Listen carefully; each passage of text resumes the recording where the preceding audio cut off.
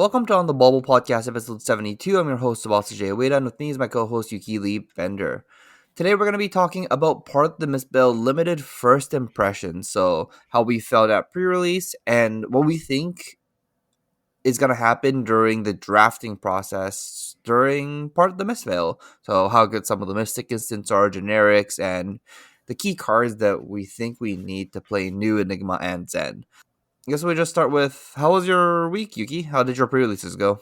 This has been kind of a long week. I have like a little bit of story time. I did tweet a little bit about it, but so I came back from Japan. We're recording on the Monday, and I came back from Japan on the Wednesday, Thursday, Thursday.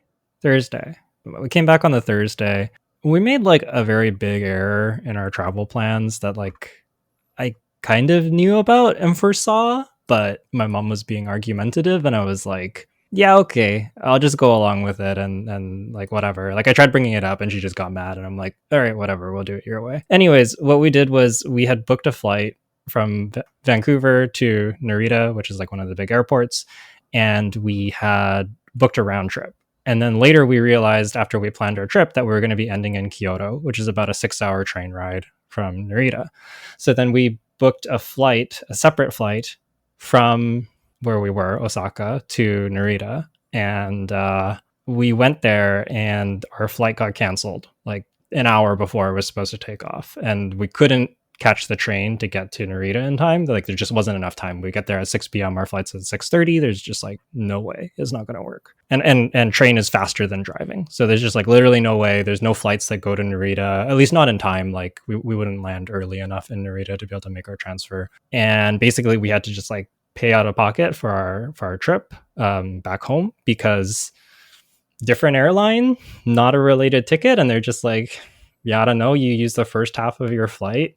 We can't like just rebook you. We can't refund you the second half because it's like all one thing, and it's like also not really our fault. And yeah, so anyways, we had to pay out of pocket. Luckily we got like a pretty good deal. I think we ended up paying like 80,000 yen each to go back to Seattle, which is not really Vancouver, but everything else was 150,000 yen, so saving almost half is significantly less painful. And then Jay and Richard ended up driving down, our friend Richard ended up driving down to pick us up from Seattle because we had done that to save money, which was very nice of them. So thank you to Jay and Richard. Yeah, getting back from Japan was like kind of a mess. Very expensive, pretty stressful. We were like traveling for like over 30 hours. Would not recommend. So don't do that. Don't book it separate like that. Either book it all as one thing or just like catch a train, or don't do like same day connections. Same day connections very bad, especially if they're separate tickets. The story is kind of more interesting because the reason why me and Richard went down is because I was on a Discord call with Richard at the time, and this is like 2 a.m. on a Thursday or something like this. And Yuki messages Richard and just goes, I'm kind of fucked. And so we ended up bailing her out. And yeah, no, if both me and Richard wasn't awake at like 2 a.m. on a Thursday, I don't even think we could have like organized this to happen, right? Yeah, probably not. Our original plan was like maybe we can get to the Amtrak, which is the train, and train back. The last train was at 9. I don't know that we would have been able to. It would have been really, really, really tight. Just because our luggage took quite a long time. Like we're just stuck waiting for like 20 minutes for our luggage. So then we probably would have had to like pay for a hotel stay, then Amtrak back in the morning, which is actually kind of like what I calculated for. I was just like, even if we spend like $200 on the hotel and $100 on the Amtrak tickets, that's a lot less than the like 150,000 yen that we save. Oh yeah, because it's 2 tickets, right?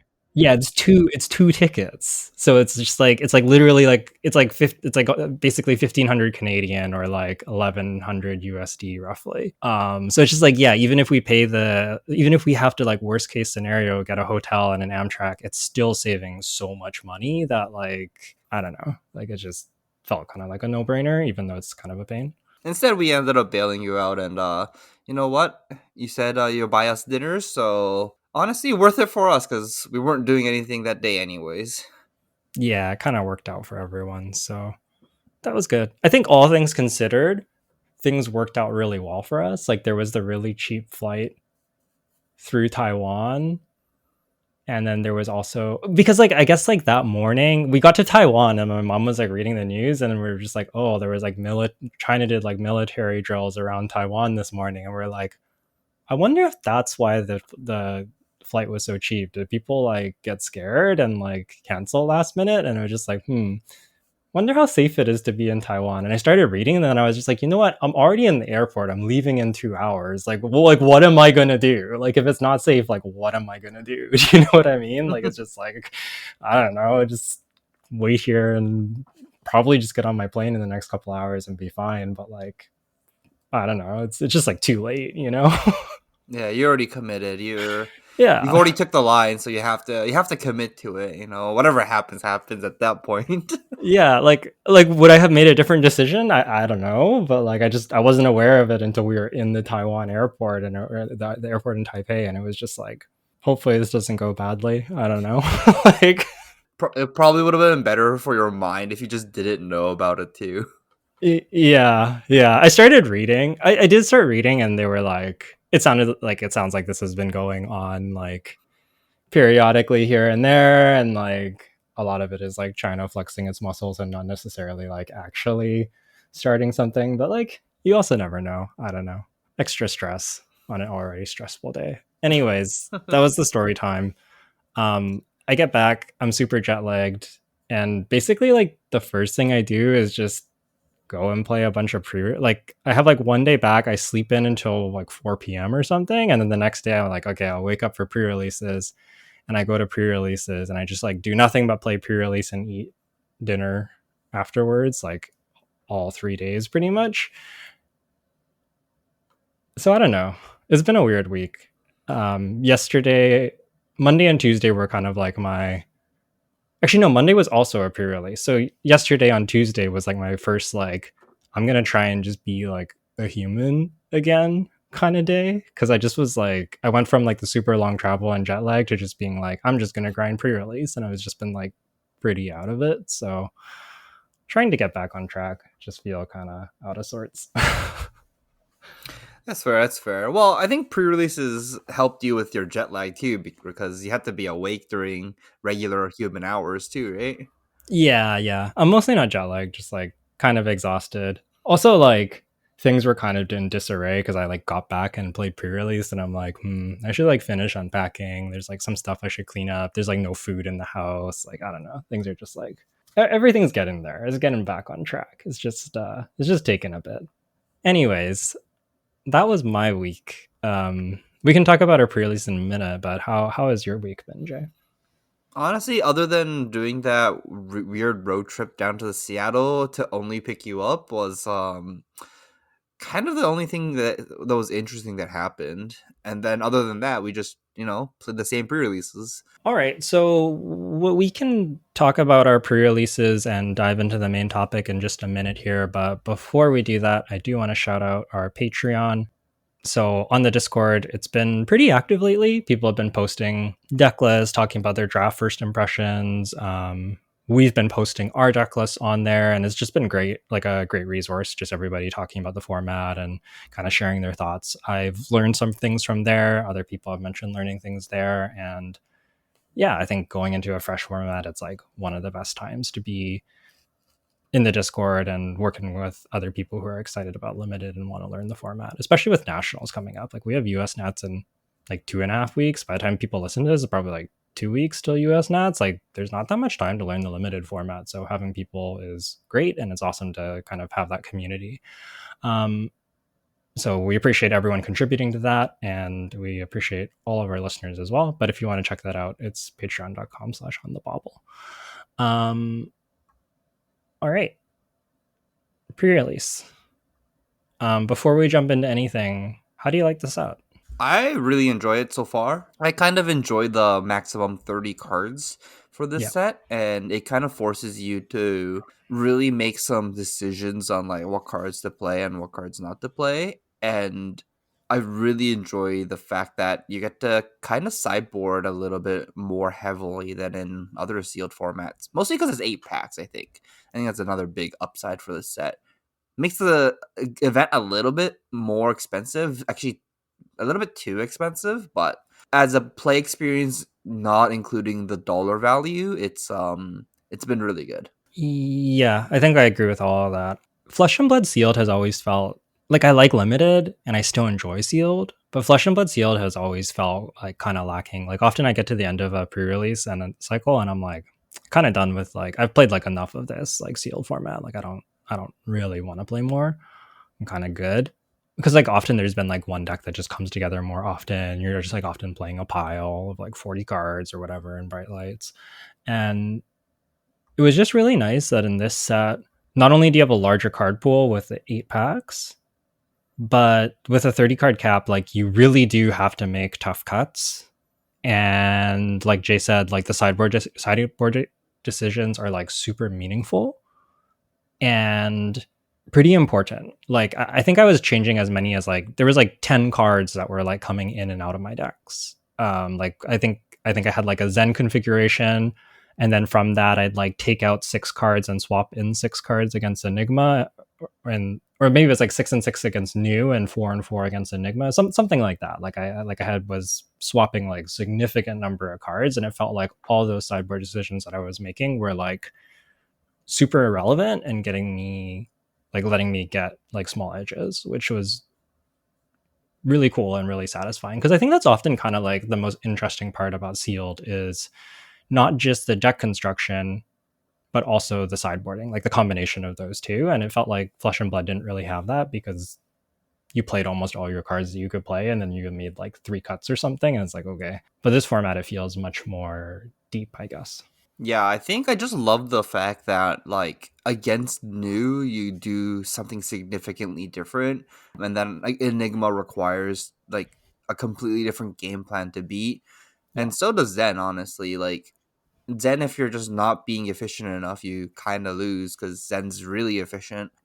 At least for sealed, I would give this set like probably the best sealed experience of all the sets so far. Yeah, I would say that for me it's like not even close. Yeah, yeah, same. No, not even close. Is like the best for sure. Okay. And then at pre-release, what heroes did you play? I played 3 pre-releases. I played Enigma, Enigma, and New. I actually didn't get to play Zen. My 2 pools with Enigma was just clearly an Enigma pool, and I went 3-1-2-1. So I lost to Yuki on the in the first pool because she ended up playing New against me and picked the pieces all of my ward away like 3 times. And then on my second pre-release with Enigma, another local also picked the pieces me 3 times, and destroyed my board. And I learned now against new when you're playing Enigma, your life total is very important.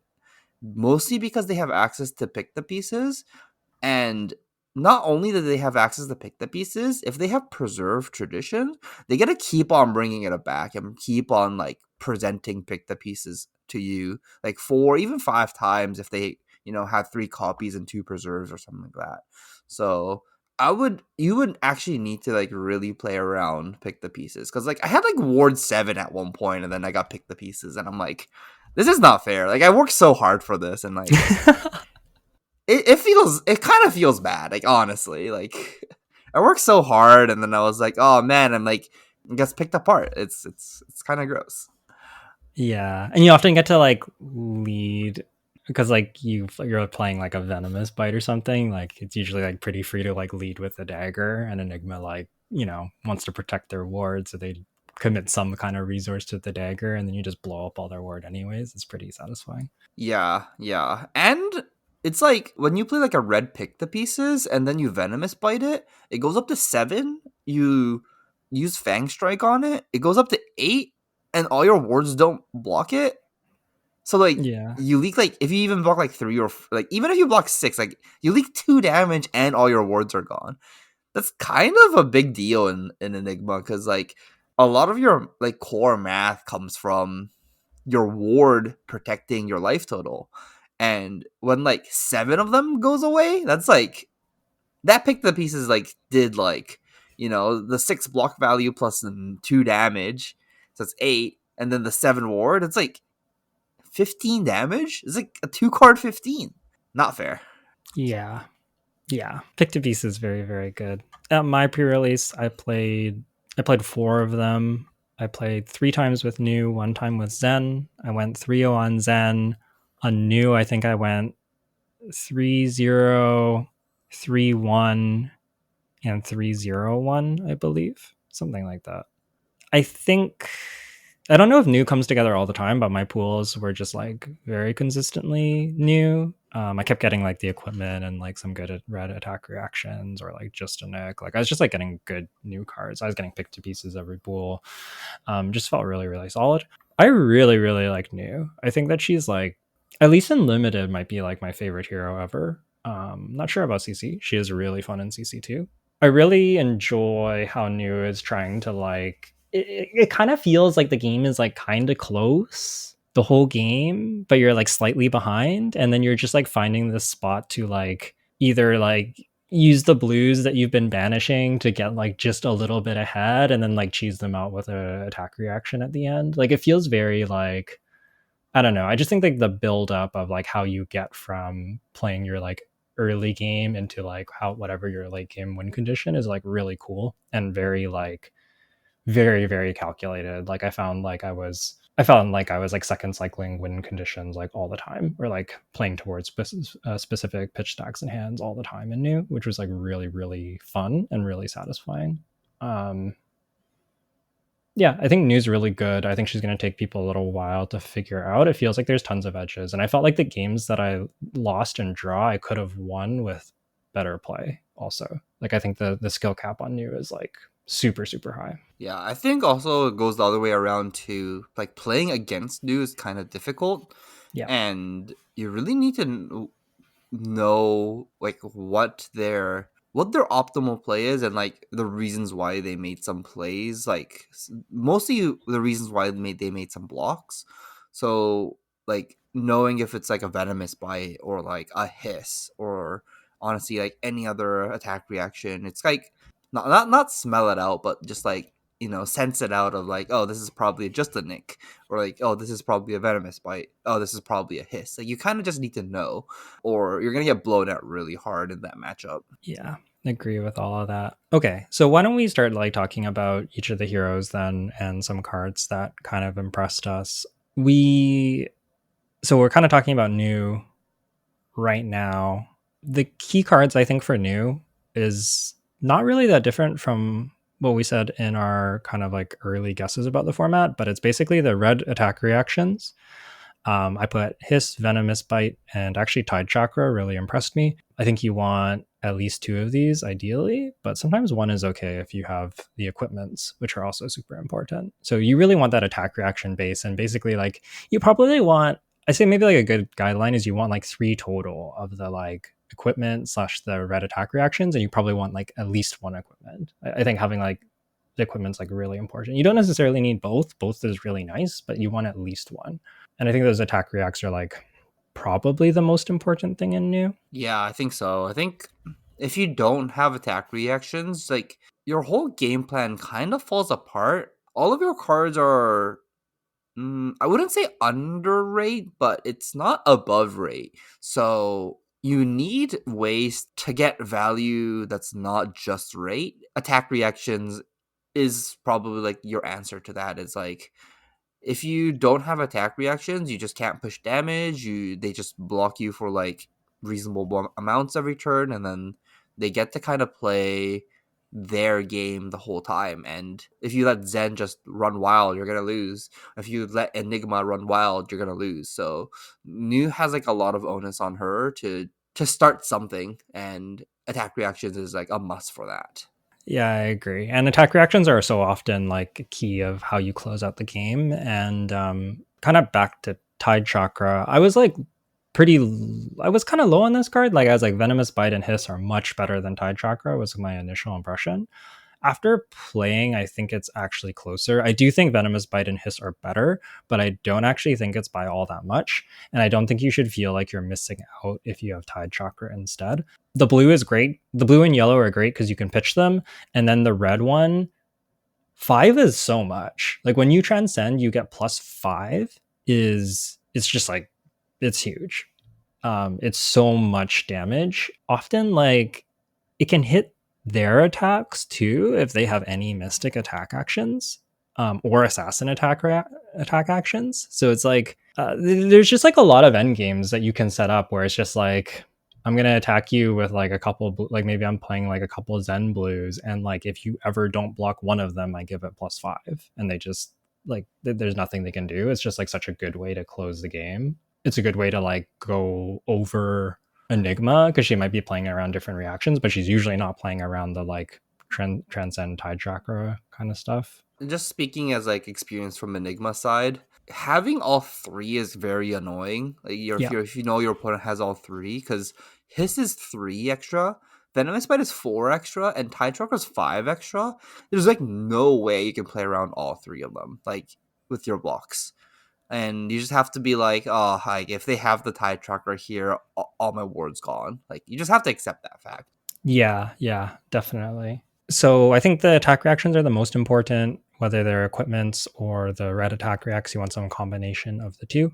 After that, you need some stealth attacks. I think you want like 4 to 6 red stealths is about right.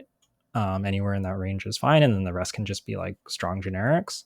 And for your red stealth, I think the biggest ones are double trouble. If you're lucky to get it, is just super good. I think it being 5 when it's under 2 reacts is just like important because we kind of mentioned that like new is not that above rate. And one of the ways you get above rate is that's part of the reason I like Tide Chakra is because it's above rate. And also double trouble is way above rate.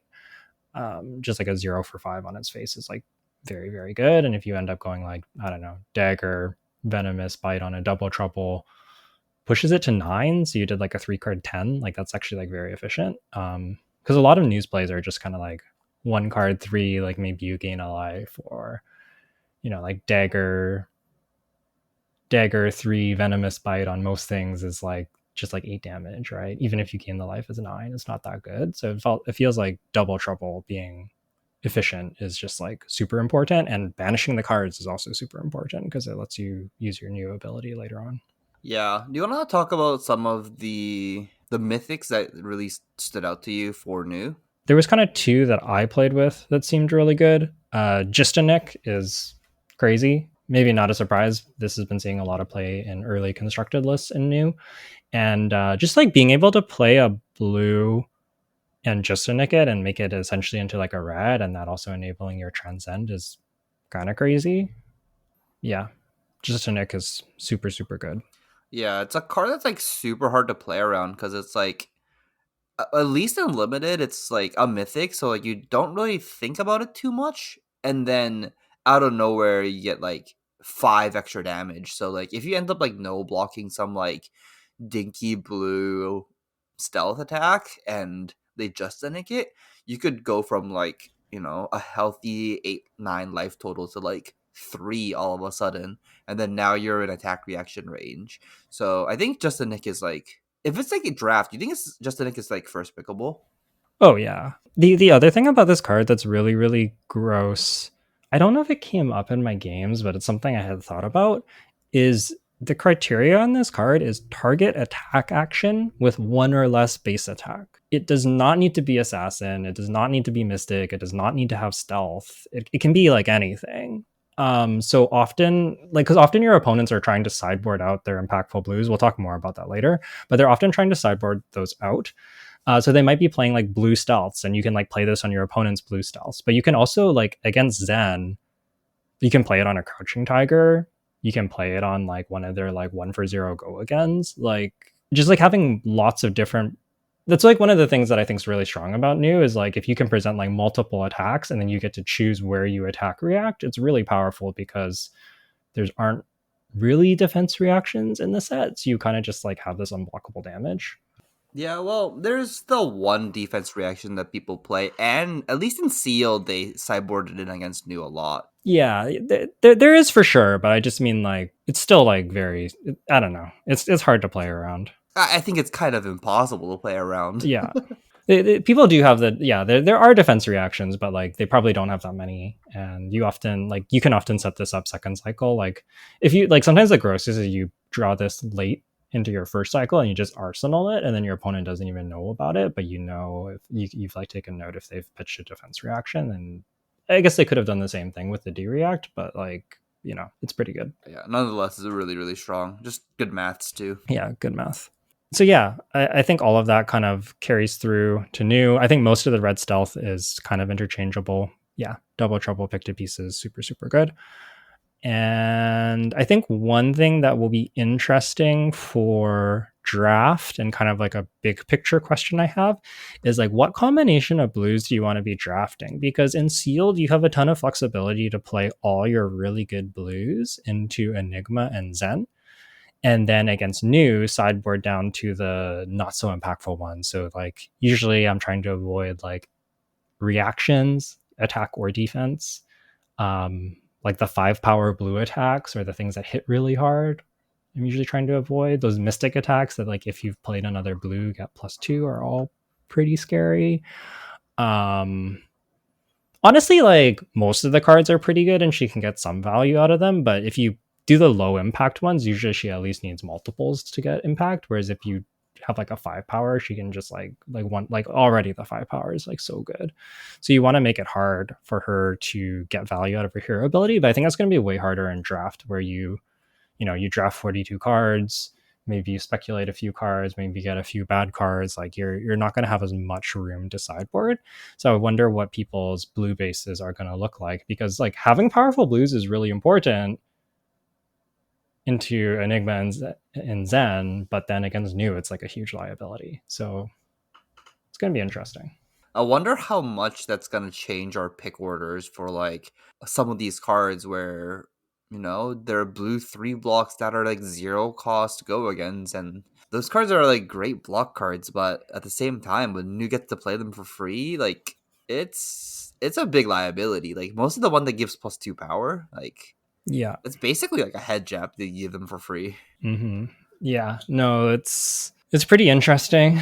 Same thing with like the Battlefront bastions and stuff too.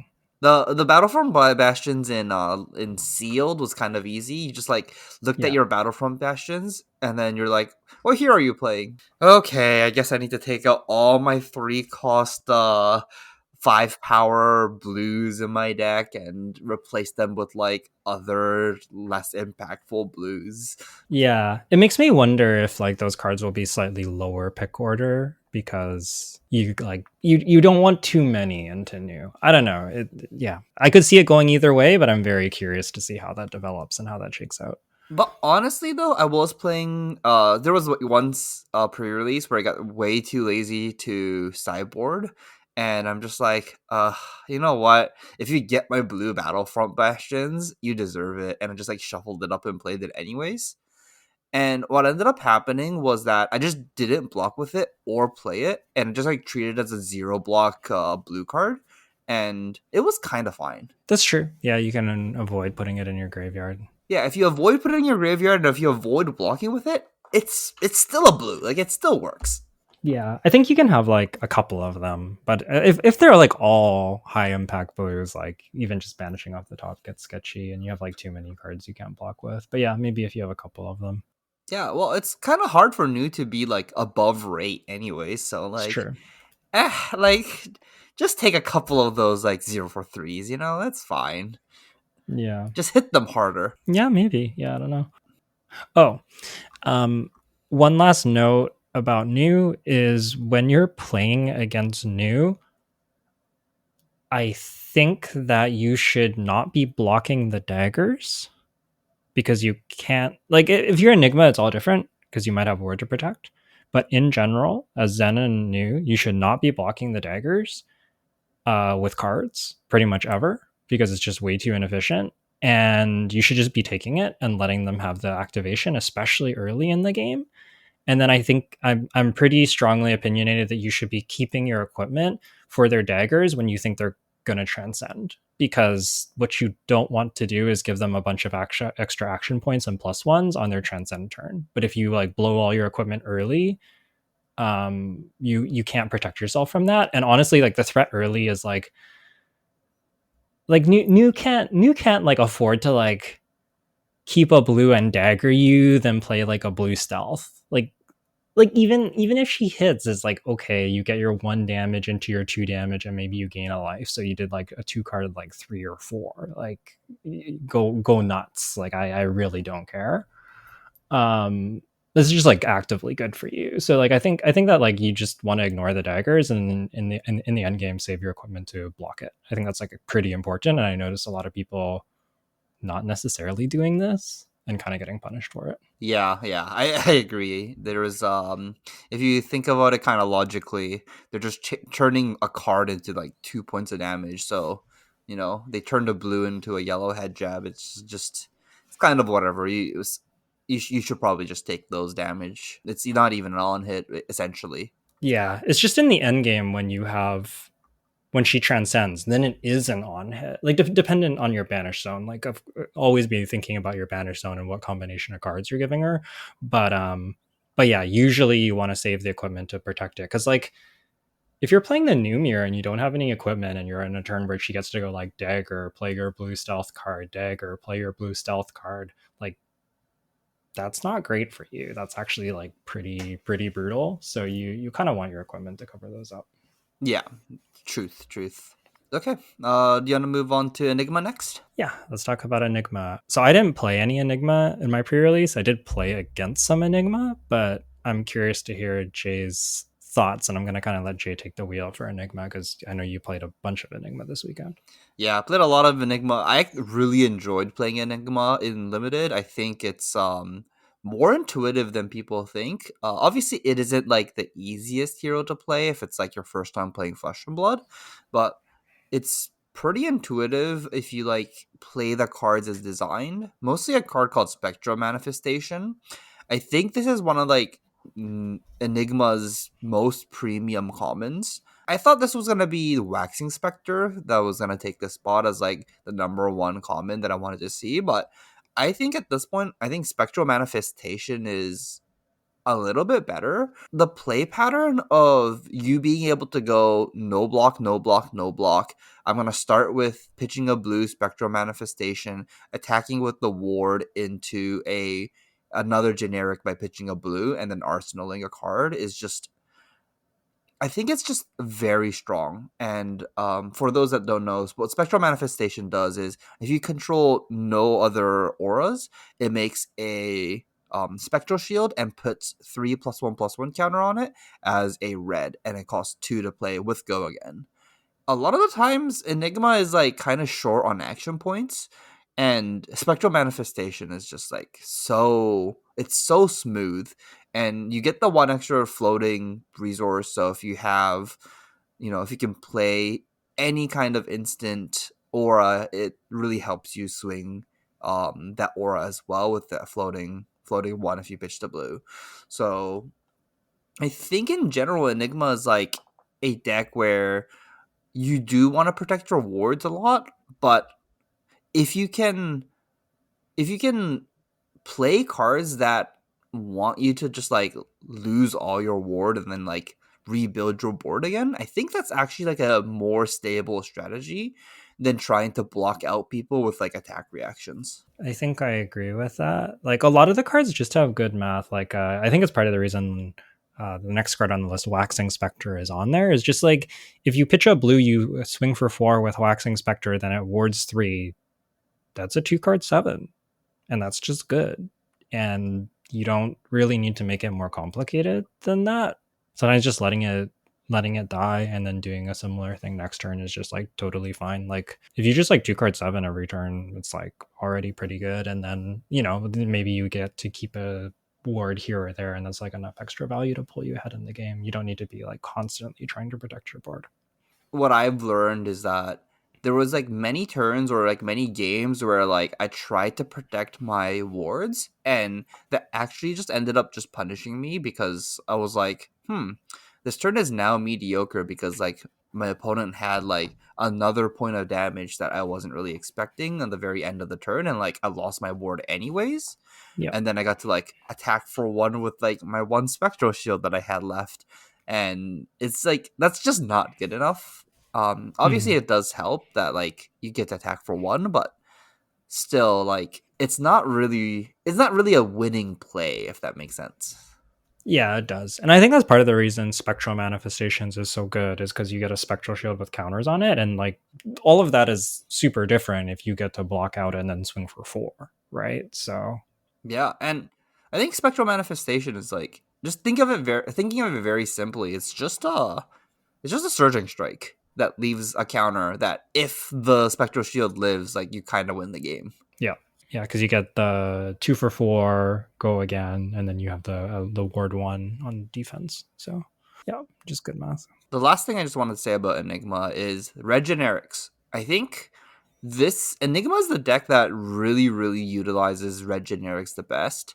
And it's because if you can make a card with ward on board, attack with it with go again, and then end on a big red generic, your opponent is like very incentivized to not block this attack because they need to clear your ward, and if they don't, they kind of lose the game.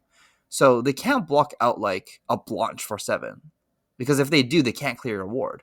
But then if Blanche hits, like their cards just stop working, and like what are they gonna do? Like take 11 on the turn, go to 5, and then you Hmm. know, play a turn where none of their blue matter cards work. Like it's I think the red generics, like almost all of them, even like Battlefront Bastion taking for 7 is good. Attacking with like wounding blow for 4 is like reasonable. Fact finding mission for 6. It's just like anything that attacks for a big number in Enigma is I think premium. Yeah, it's there. It's really powerful as a 2 card play, and it's also really powerful off of like waxing spec, like a 4 card hand where you go like waxing specter or spectral manifestation, hit them for 4, go again, then you hit them for 7, and it's like, what are you gonna do? Like you can't really block it because you need to clear the ward. Taking 11 is a lot. What's really sick is you actually just can't take 11 twice in a game. Like you just lose the game if you do that. Hmm. So like if you just start the game with like Spectral Manifestation for 4 and then into a Battlefront Bastion, and then you go no blocks, let all my ward clear, and then go with Spectral Manifestation for 4, fact finding mission, like your opponent's already just in a spot where they're like very behind. Hmm. Once they're at like, sub 5 health, they're already in like a spot where they can't really hold their hand anymore. And then if you ever get to that spot, you kind of win the game Yeah. until they pick the pieces you. And the whole math, you can just pick the pieces is gross. Yeah, pick to piece is very, very good. Yeah, I think I agree with all of that. And then what about majestics? Are there majestics that stand out to you for Enigma? Yeah, so I got to play with Manifestation of Mirror Guy on one of the pre-releases. This card needs to be banned and limited. Honestly, the card is like crazy and constructed too, so it doesn't surprise me. Manifestation of Mirror Guy is like a reason to play like 7 or 8 Mystic Instants and just like, go all out because you just want to resolve Manifestation of Mirror Guy and just attack for 8. And then, let it ward 4, play a card that works really well with it. It's called Truth Was Told. This is a headpiece for Enigma, and you just get to bottom deck an aura and just like bottom deck the Manifestation of Mirror Guy and play it again later. The second time you play Manifestation, your opponent can't no block this anymore, so they like gotta like give you 3 cards to the Manifestation of Mirror Guy, and there's no way they can pop the Mirror Guy anymore. This card is gross. The you can also do the if you already have chi, like if you like manifestation swing, like play a generic or something, it's pretty gross. Fact finding mission.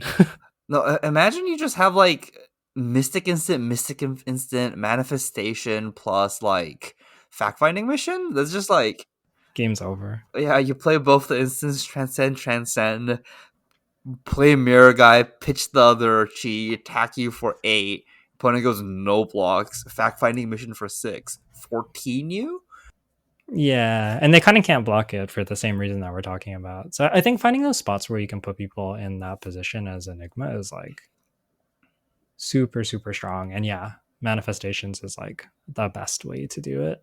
But yeah, I think Enigma often plays better off of these big hands than she does off of these like small hands. Although she can do both well. Like, don't be afraid to just like block 6 and throw a 2 card 7. Like, that's also fine. But when you have the big impactful hand and you have the life total to leverage it, it can be pretty good. And I think the other mythic to talk about here is Restless Coalitions. This card is kind of insane. It's like a 0 for 6 go again in a lot of situations where you play a Spectral Manifestation, you attack with the 4 go again, and then you go instant speed Restless Coalitions, move all the counter, attack you for 6, or like attack you for 5. It's just like, it's really annoying. And then for each counter that this card has, it just makes Spectral Shields to like block perfect numbers. Yeah. This card is messed up in limited too. It's like in constructed, it's also kind of messed up, but like in limited, especially when you don't have like the can't prevent damage cards, like oh my god, Restless Coalitions just runs like lets you run away with the game. And I didn't get to play with it, but I saw another guy play with it, and it looked unfair. That makes a lot of sense. Anything else about Enigma before we go on to Zen? Yeah, I think this might be a hot take. I don't know yet, because I haven't drafted this set that much yet, and I'm only basing this off 3 sealeds. But I think Uphold Traditions might be overrated. This is the arm piece for Enigma, which is the one that you get to flip up to get +1 counter. Obviously, this card is good. It's just like reading the card, it gives +1 damage. It only costs 1 to flip it up, and then it wards for 1. So like everything about this card just reads really strong. But I don't know if you need this card to make Enigma good. And like I've been talking with people that like was on the train of like, oh, you look for Uphold Traditions, and if you don't have it, you don't play Enigma. I feel like that's just not the case, and Uphold Tradition is just like a good arm piece that you get to play as a privilege, and you kind of don't need it to make your Enigma that good. It's interesting. Okay. I think you want to prioritize the cards that already have +1 counters, anyways, and then Uphold Traditions giving cards with +1 counters already kind of doesn't do anything or doesn't do much other than it, pumping its power. So like the other arm piece is kind of equivalent. And actually, the other arm piece not being a ward 1 is kind of relevant against Pick the Pieces, and I kind of wanted that more than Pick the Piece has been a bane of my existence this weekend. Makes a lot of sense. Yeah, then like both players blew up Ward 8 or something. It's not fair. Yeah. Yeah. Okay, yeah, I think that's the last thing I wanted to say. But as I said, it's a hot take. I could be completely wrong, but that's gonna be my take for now. Uphold Traditions is overrated. Okay. Yeah, I haven't played enough Enigma to have a strong opinion on it, but it's interesting for sure. Then you wanna move on and talk about Zen? Yeah, let's do that. So I only played with Zen once. I think Zen is relatively easy to understand, very intuitive to play, and I think a lot of what we said in our kind of initial thoughts without having played the set were pretty true. I think you do want 13 plus reds, like we talked about, and it kind of doesn't really matter what those red attacks are. Ideally, the 1 and the 0 costs are like kind of the best ones because the 1 cost pair with your staff, even if they don't have go again. Like if they do have go again, fantastic. Like the ninja ones do, that's great. You can do like tiger incantation, staff 1, and that's like pretty good. But you can also just go like staff gravekeeping for a 2 card 7, and that's like totally reasonable.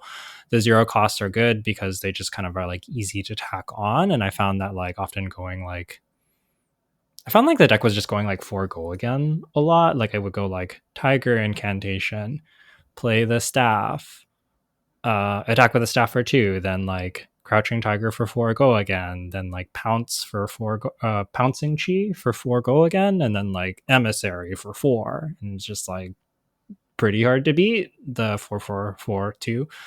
Um, so I think that's a lot of what you're trying to do with Zen.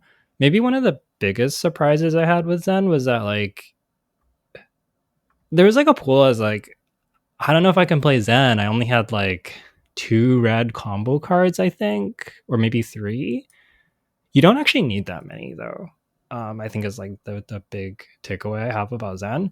As long as you have like one to three of them and some recursion, that's fine because you have a tutor with your hero ability built in, and you don't actually like really need that many combo cards to pay off your hero ability. Like just having a few that you recycle is like totally fine. Yeah, I think I agree with that. I think the big card that like lets people do that is Mask of Wiz and Whiskers. So this is the headpiece that lets you return a combo card after you block with it from your graveyard to the bottom of your deck. And then if Zen can just make Chi kind of consistently, then they just get to play their best card in their deck twice. Yeah. And they play Preserve Traditions, and then it's Mm-hmm. 3 times they get to play. So it's like, And it's kind of all you need. yeah, like if you play your best card 3 times, it's game winning. Even when that card is just like pouncing chi for four go again, it's still like kind of just good enough. Like it sounds weird, but like you just have a lot of damage, and your blues are still pretty solid. And yeah, I don't know, because of the his transcend ability is just like so useful that you can like kind of get away once again you can get away with playing kind of a lot of blues and just like still have efficient turns, which is it also makes like bombs really good. We talked about this also, but like if you have Chase the Tail and you can recur it and you have the support for it, it's pretty gross. Yeah, yeah. Being able to play a 1 for 7 3 times is not fair. And honestly, you'll win probably by the second time you play it. So The other card I want to shout out is Blue Wind Chakra. I think that this card can like look a little bit unassuming. This card is a house. It is currently seeing play in most Zen lists that I've seen in CC, which should be a good indicator. And I think the big thing about Blue Wind Chakra is it's just like the best way that you can transcend in Zen besides having double transcend card, because you play it, you transcend, you get the crouching tiger that the wind chakra is buffing, and then it's just three go again. Like it's just a card that like when you play it to transcend, it's a head jab, and it's also a blue block three. And I think like a blue block three that's conditionally a red head jab is like and lets you do the most powerful thing your deck can do, which is transcend, is like crazy. It's so good. like playing blues is supposed to be under rate, and like a lot of these cards are designed with like that in mind, that like you had to play an underrate card, so then we give you something in return. And Blue Wind Chakra says, "No, I'm actually just a redhead jab." Yeah, it is kind of insane. And that's also the reason why like levels of enlightenment is so insane. We kind of like didn't talk about it in any of the heroes as like good majestics, but it's a good majestic in all of the heroes. Perhaps no surprise, it's also a ridiculous card in CC, but it's just because like the card just plays like a red. Like even if you only play one mode on it, like 1 for 3 go again's like pretty much like a red. 1 for 5 is like a red. 1 for 3 draw card is like a red. And if you ever get two modes, you're kind of just cheating. And you can often just like play levels, hold priority, play your transcend card, activate your hero ability, and then you get two modes. So you can do like like 1 for 5 go again plus I transcended this turn, or like whatever. There's multiple ways to play it, but it's just like the best way to transcend, and the card is insane. Yeah, I don't know how easy it is to get all 3 modes in limited, It does seem hard.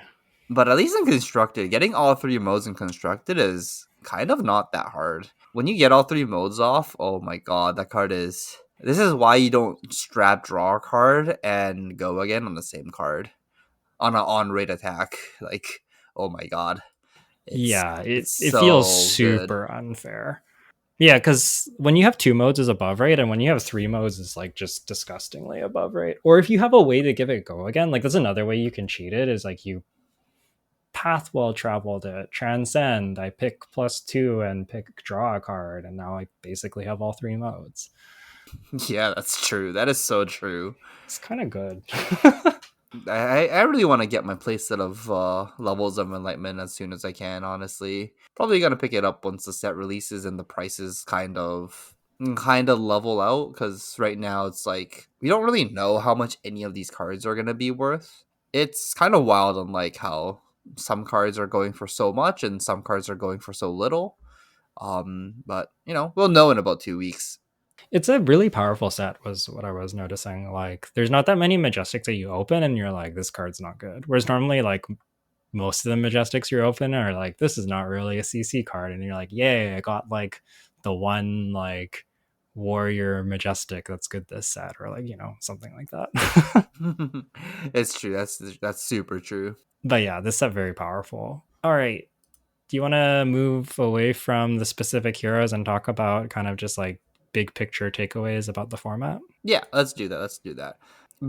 I guess you want to start talking before we talk about like the takeaways. You want to just talk about some of the good generics, or actually, there's just one good generic I really want to talk about that was like pretty surprisingly good, which is Emissary of the Tides. This is the the red zero cost for 4 that you get the option to bottom deck a card to give +2.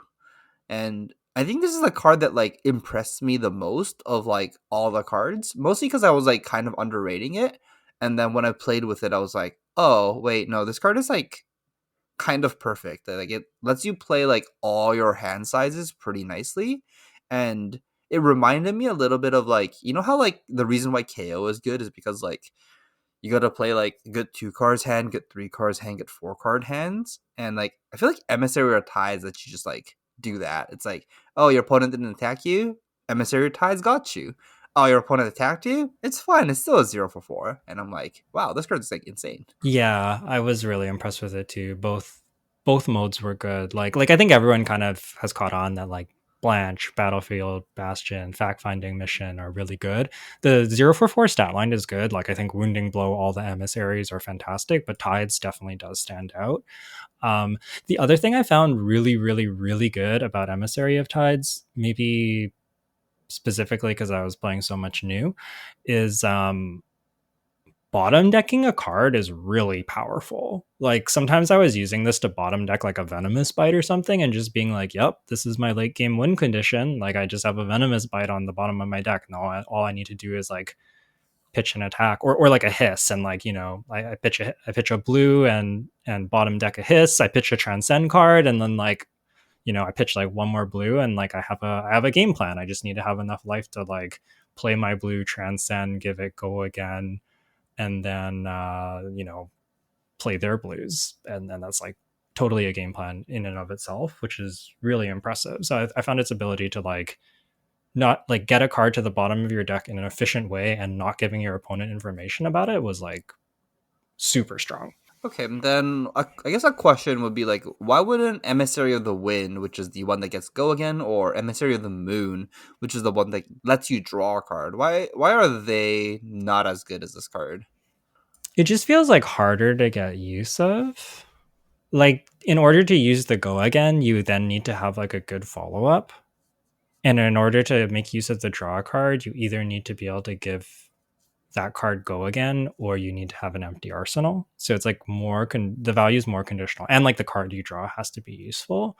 Whereas like +2 is always exactly +2, and it kind of feels like both modes are good, and like you can like have a card in arsenal that you're saving and play it as like a 2 card hand. Like it's just like always good. Like the fact that you can just play it as an efficient 2 card hand, even if you have an arsenal, is like really really solid. Whereas the same is not true for the other two.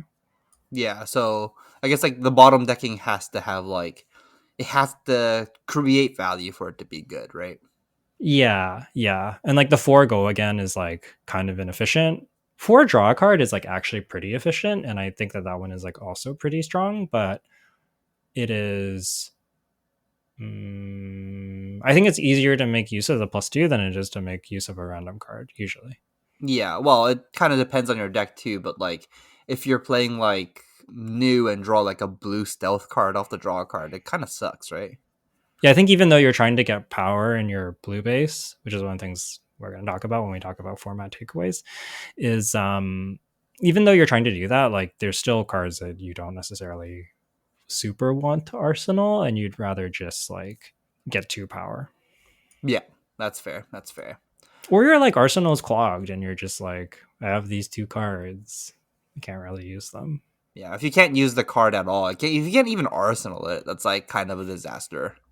Whereas Emissary of the Tides is always +2, but I do think the draw card is like also good. The go again is probably the one I'm the least high on. Fair enough. Fair enough. Okay. Then let's move on to the format takeaways. I really love your first point here. I ended up like listening to the dev talk that was on YouTube from the Flesh and Blood official YouTube, and they're talking about good math. And our first point here says decks need to have good math still. And what do you mean by this? Just like your value per turn, your combined attack and block value still needs to be a good number. I feel like this deck has, or this format has like very powerful things you can do, but I think it also sometimes asks you to do things that can be really really bad. Like I've seen people play like, like blue head jab, and then they like transcend, and then they're only combo piece is like a blue combo piece, and then they play like their crouching tiger for 0, and then they play their like pouncing key for 2, and I'm just like, you just did a 2 card 3 like that. Like, yeah, you did the transcend thing, and that's like kind of like, it makes sense, right, that you're using your hero ability. Usually using your hero ability is good, but I think there's a lot of ways to do it that are really really inefficient, and you need to make sure that like you're transcending when it's good to transcend, and you're also just like playing normal flesh and blood the rest of the time. And I think some people kind of got like too lost in the sauce, where they're just like, I want to do the cool thing, and didn't really like do the math on whether the cool thing's actually efficient, because often it isn't, but sometimes it is, and figuring out which one you're supposed to be doing is like super important.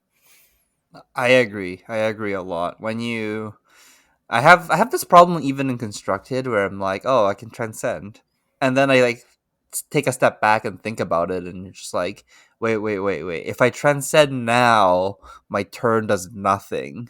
Okay, let's not transcend. Let's just like do other things, like pitch a blue, attack with dagger, tunic C, and C is just like, much better. Arsenal, the transcend card. Like that's good.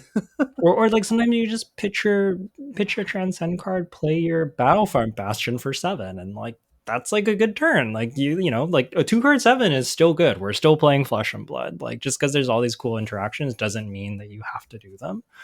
So just be careful and like focus on the math of your deck and having efficient attacks. And it's sort of like, this is like the reason that I said like I think that new wants like 4 to 6 red stealth, and some people are like, don't you want way more? It's like, well, not really, because there's 0 for 3s. You'd rather be playing like some 0 for 4s, some like 2 card 7s. Like you need that efficiency, and if all your deck can do is 0 for 3, like it's not good enough. So you need ways to use big hands. You need ways to have efficient math on a variety of hand sizes. And so like, like your block 3s are good for Zen and Enigma. For Zen and New, the things that combine with your weapon, so like the 1 costs are really good. Like gravekeeping is just like good math in addition to having a useful effect. So you're kind of looking for that, I think. Yeah, that makes a lot of sense. That makes a lot of sense. Then the second point here that I want to talk about, I think we already talked about it a little bit. It says don't play impactful blues versus new. We already kind of talked about this, but I think this is an important part of this limited format, and playing blues that new gets to like play multiples of, so like the blue go again cards or just like big blues in general, this is game losing, right? Like just having like one or two in your deck. Yeah, there was often times where my opponent I would find one, or my opponent would block with one, and I'm like my eyes lit up. I'm just like, oh, like I can have this, really? And they're like, no, it's in my discard. And I'm like, oh, okay. What if I like gravekeeping it, or what if I is it Passover? Is that the banish transcend instant? Yeah, that's Passover. yeah, what if I pass over it? Or like what if I just like randomly hit it off the top and they're like, oh no. I've had games where like my opponent just like, I had one blue, how bad can it be? And then I like end up like transcending like three different times and playing it, and they're just like, huh, like playing a one card five that like mills me for one and doesn't take any cards out of your deck repeatedly is pretty good. And it's just like, yeah. Yeah, it's really good math, and every possible way is good math. Yeah, it's insane. Like it's just so good. And if you ever get to do multiple things, like I think that's often what the boots, my favorite thing about silent stilettos is like the slither. Or if you can ever like hiss and save the slither, then you also have silent stilettos and you can play like multiple big blues. It's like game over. It's so easy to do, like, I don't know, 12 plus damage if they have like 2 5 power blues in their banish. There's one more thing I want to add about the blues versus new. So when we say don't play impactful blues, what are you bringing in instead of those impactful blues? I think we understand what the impactful blues are, but like what are you replacing them with? At least for sealed, I've been just replacing them with like blues and yellow. Oh, if I can, I replace them with yellows that block for 3 and then just call it a day. And if I can't replace them with like reasonable yellows that block for 3, then I typically bring in like blues that kind of do very little when played.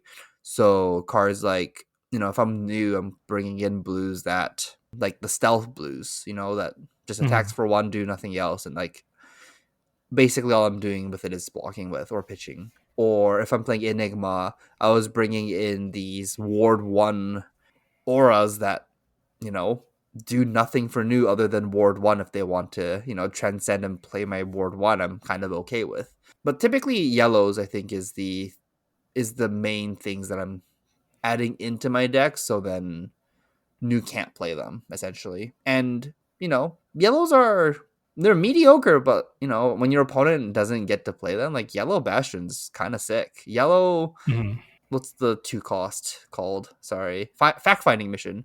2 for 5 is fine. Attacking with it's a little bit worse, but it's not as bad as when they get to play it for 4 for free essentially. I feel like just like the late game upside of like you sacrificing 1 point here and there, so then your opponent doesn't get like 7 8 points at the very end of the game is kind of important. Yeah, yellow stealth in the mirror is also really sick because sometimes they'll like block for three, especially if it's like Desires of Flesh or the reaction one. Sometimes like they're just like in a spot where like if they block it, you'll gain the life, and then it's almost like a 0 for 4. And if they don't block it, sometimes you also still gain the life, and then it's like a 0 for 3 that also took a card out of their deck. So because the matchup can be about fatigue, that's almost like 2 cards worth of like deck damage because you've taken a card out of their deck and dealt 3 damage. So it's almost like a 6 power attack in some really weird like fatiguey way. Like not in terms of like the straight up value, but in terms of like the total value. Like it adds a lot of value to your deck if they let it hit. So yeah, the yellow stealth card's pretty sick.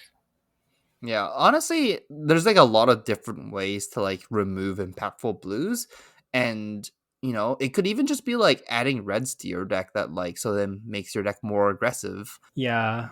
I think you actually want to, my hot take is that you kind of want to do that because when you remove impactful blues, it becomes more costly to have like a 15 blue deck because you're more likely to whiff if you draw all blues. So I think that having a leaner curve and just like more like a traditional flesh and blood deck into new is actually one of the best things you can do. I was often boarding in. You need to make sure your curve works with it, but like I was often boarding in like red evasive leaps is like a really nice one to bring in. Just like cut a blue, play a red evasive leap. It's also good against their attack reactions. As like Enigma, you might just be playing red evasive leaps in general, but I think as other decks, you don't necessarily want it in every matchup. Well, especially good against new too. Exactly. Yeah. So yeah, you can get creative. The blue transcend instants are also okay because if they play them, it will transcend and go back to your hand. But you don't want like too many no blocks either. So be careful with it. But adding like one is like totally fine, I think. Yeah, and don't add Passover because if they play Passover from your banish, it's never a good thing. Just Yeah, like if they're okay letting you have this transcend card, you're taking more damage from Passover than what you're getting from it. So just don't add this card into your deck against new. definitely. I do kind of think that like the blues in this set are interesting where if like New gets enough of them, she can usually do something good with them. You can make it harder on her by like avoid blocking with your blues as much as you can. Sometimes just like converting them into like a dagger is like fine. Think about like the combination of blues that you're giving her. Like if you've given her a stealth card, giving her more stealth cards is usually okay. Or if you've given her like one of the first tenets that like give your next thing like +1 or whatever, then like or +2, you might not like want to give her attacks. So like you can kind of like control it to some degree, but just be careful. Makes total sense. So let's move on and talk about our next point. It says your deck has to be able to pressure Enigma consistently.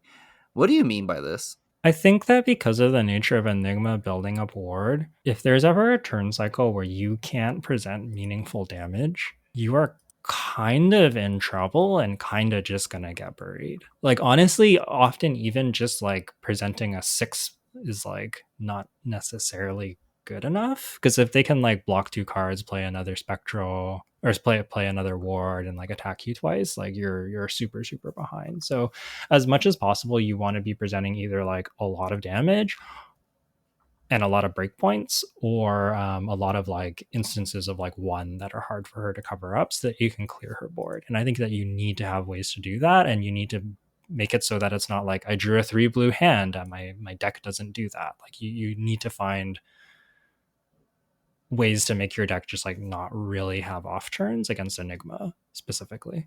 What cards are you adding in, or do you have any cards in mind that you're adding in to try and do this? Any of your like the 4 for 0s are really good. Anything with go again is good. I was sometimes playing there's like the 1 for 3 go again that gives your next thing with base power 1 or less +1 is a generic. It's Water the Seeds. Yeah, water the seeds is good. Even like yellow gravekeeping again, like you have the breakpoint, that's good. Like you just want to like find like as many sources of go again and damage as you can.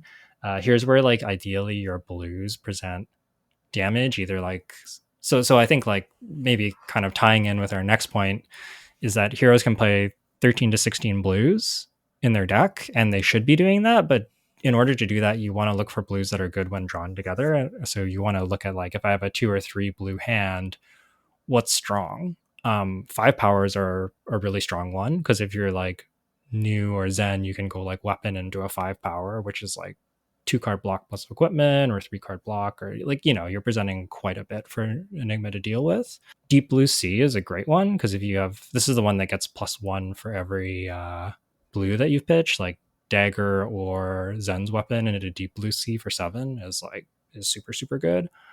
Yeah, I think you're often looking for things like that. I guess like other combos like Droplet plus Path Well Traveled as like not only an efficient way to transcend, but like Droplet's like a 4 for 0 go again when comboed with Path Well Traveled. So like basically like I had a deck that had like 2 of each of these and it felt pretty good. Yeah, no, that makes sense. It's so you're basically saying like you need to be able to pressure their wards, or you're kind of gonna get run over, right? And you can't Yeah. just do like a mediocre turn on them. Yeah, because often, like, if they play a big board of wards, you need to be able to keep your hand and do offensive pressure. If you can't, like, if there's cards you can't use, yes, you should be blocking with them. It's better to block than not. But like, you need to be putting them in a spot, ideally, where you can clear their ward, or you can make it so that they have to give you almost their entire hand to protect their ward. And like if you take their whole hand and they keep their ward, it's kind of like, okay, we just go to the next turn cycle and that's fine.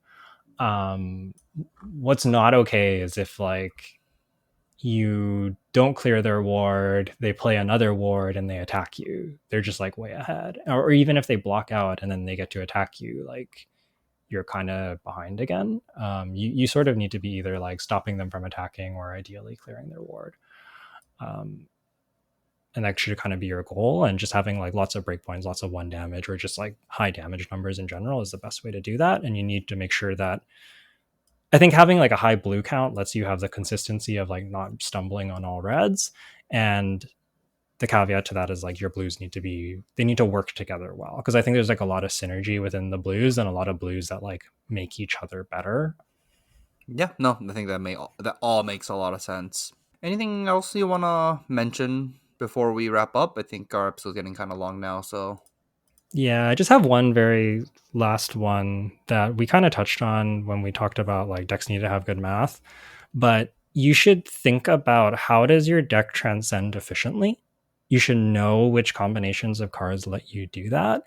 And if transcending is a big part of your game plan, you may want to be playing towards that. So it may be arsenaling one half of it and then waiting for the other half of it. So Droplet plus Path Well Traveled, we just talked about, super good because you play Droplet, you give it Go Again, it's a 4 for 0 Go Again, and then you've transcended and you're kind of like ready to go. So you're actually above rate on that one. Double Transcend is a super good one because you just play two Transcend cards. Usually you get some kind of marginal effect, and that's just like on rate and one of the more efficient ways to transcend. The chakras are all pretty good because they give you a bonus when you transcend. So often the reds can make up the inefficiency of playing a blue, and the blues are transcend enablers themselves that are worth 3. So the chakras are really good. The second tenets of chi are situationally very good. So those are the ones that get either +2, draw a card, or go again if you've transcended. Playing this and then a transcend card can often be strong. You have to make sure that it works. There's so many scenarios, can't cover them all, but often those are good ways to transcend. And I think the first tenets are also really good ways to transcend. If you get like Go Again and New if with their discard can be like a really efficient way to transcend. Draw a card can be a good way to transcend. +2 to their next blue can be a good way to transcend. This might be mostly a new thing, but I think that the first tenets, because like often like if you're like Zen, you don't want to play like my next blue gets +2 and then I play like a blue head jab. Like that's not very good, but I think it's good for new because you get their blues for free. So yeah, no, that makes sense. You know what my favorite part about these like first tenants and the second tenants are? hmm. They all block for 3. Yeah, they're also just block threes. So really, really solid to include. And yeah, I think you basically just like want to make sure your deck has a few efficient combinations of ways to transcend, and you want to know what those are like as you're drafting and be like drafting towards them and just like understanding like these cards work well in combination together, so I'm going to try and like get that combination of cards. Like for example, like if you have the Path Well Traveled, Droplet is good, but so is like the second tenet of Chi Tide or Moon, the ones that draw a card or get +2.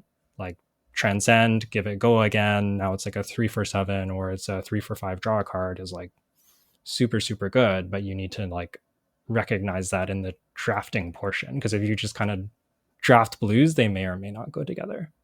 Any other things you want to mention before we wrap up the episode? I think that's about it. I really like this limited format. I think it's super, super deep. There's a lot to learn, and I'm really excited to draft it. Yeah, I'm very excited to do some draft camp stuff in the coming weeks to prepare for the Nats season coming up. Next week we should have some early draft impressions. Maybe we can even talk about how to draft one of the heroes. We'll see where we're at. Yeah, those episodes are coming up soon, and I think that going into nationals, what I would honestly, it's very hard if you're in US Nats and you have Nats in like 2 weeks. By the time you're listening to this episode, there's a lot to prepare for, but don't overlook this limited format. I think it's really complex. I think there's a ton of ways to get edges. And I think that people who have put in the work in this format are going to be super rewarded. It feels like bright lights that way to me, where like there's just so much depth and all of it matters. Yeah, no, I think I agree with you. This is giving me the bright lights feel of like, oh, these, this 2 card combination is like 1 point better than everything else in the format, and it's just like finding these small edges is gonna be huge because people will overlook it and they're gonna be like, oh, droplet not that good, or like, oh, this card that gives go again, the pathwell travel not that good, but you put these two cards together, exactly these two cards together, and it's like, oh, these two cards just like is now above rate, and that's exactly what you want to be doing in draft, is finding two suboptimal cards that you don't have to pick right away and making them above rate in your deck. And there's just so many ways to do that in this set. Yeah, yeah. And I think that like both the drafting process so that you have these synergistic decks is going to be super important, but also like the gameplay in this set is really intricate too. There's a lot of stuff going to second cycle. There's a lot of very complicated game plans. Zen is fairly straightforward to play, but I think New and Enigma can be challenging.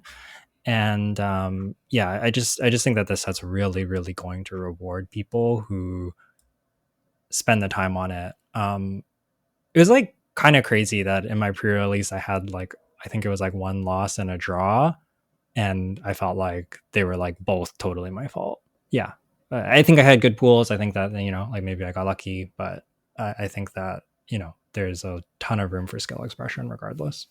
Oh yeah, definitely. So much room for skill expression. All right. I think this has been a good episode. We're going to wrap it up. Hopefully, this helps you as you're moving into draft. I know some people have already been drafting a bunch online. Makes a lot of sense, especially, for folks who have Nats that first week. Pretty excited to get into it ourselves and also explore the CC format because we haven't even talked about CC really, but CC pretty interesting. I guess the big takeaway is like I think maybe all of the heroes might be playable decks, which we don't usually see. It feels very impactful. I think all the heroes are like kind of potentially relevant and can do powerful things, which is really really cool. It's like a huge shakeup. So super exciting time to be playing Fab. Anyways, that's gonna wrap us up. Good luck at your nationals. Let us know your thoughts on the early limited format. You can do that on social media. I'm at Yukili Bender. Jay is at Ueda J. That's over on Twitter. You can also check us out on YouTube on thebobble.com/YouTube and on most major podcasting platforms. You can also email us at onthebobble@gmail.com if you want to send us any questions or feedback directly. All right. That's going to be it. Good luck at Nats.